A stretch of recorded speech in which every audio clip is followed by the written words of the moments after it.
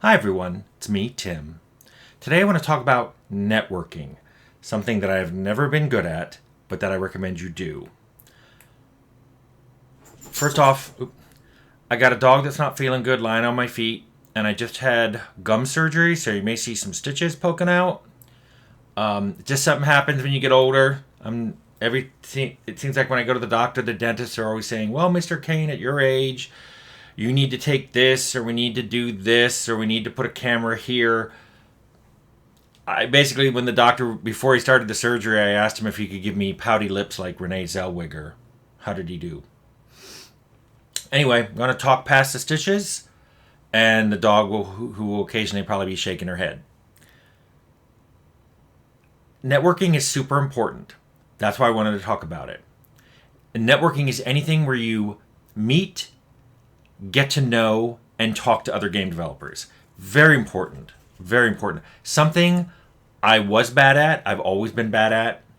Got a little better at it, but I'll talk about that. I don't know why early in my career I was so bad at networking. Maybe it's imposter syndrome. There's a link to a video about that. I can tell you almost by company how it went at Cybron, at Pegasus Software Cybron, my first company I worked at. There was no opportunity. There were no other game companies in the Washington, D.C. area. And there was no opportunity. The only game developers I knew were the very few that were working at that company. At Interplay, I did end up going to GDC a couple times. I think 93 and 94. Around that time. Might have been a year earlier or later. You had to convince them to let you go. I didn't do any talks because I felt like, even though I'd been in the industry for almost 15 years, I felt like I didn't have anything to contribute. Also, it was very much discouraged. They didn't want you giving away trade secrets.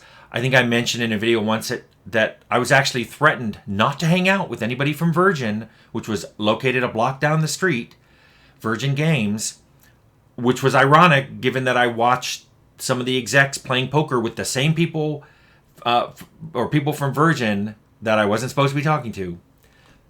Then later when I started Troika, though, I was way too busy. I was just crazy busy. I was already working every day of the week, 12 to 14 hours a day. When would I have gone to a conference? When would I have prepared a talk to go to a conference?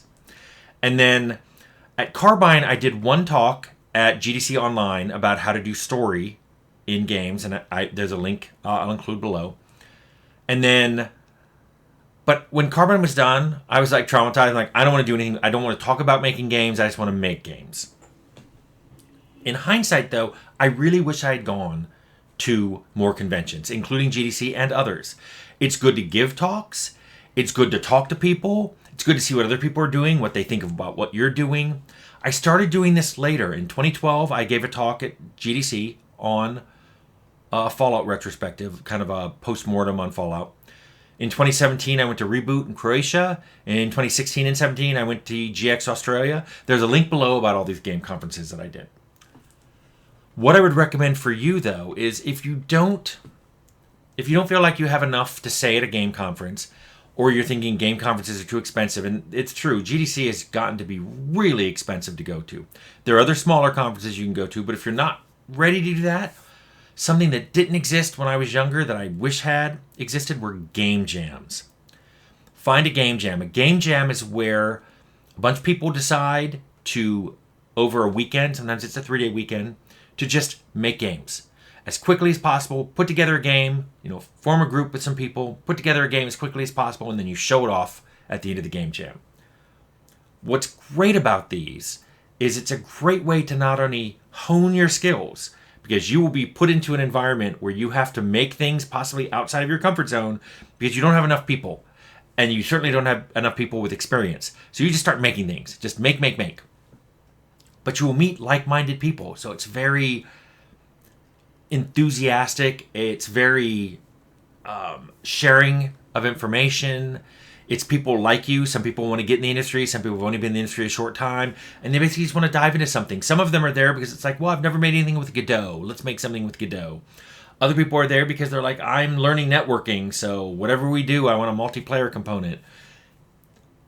What I love about it is you can think to yourself, what do you have to lose? It's a weekend.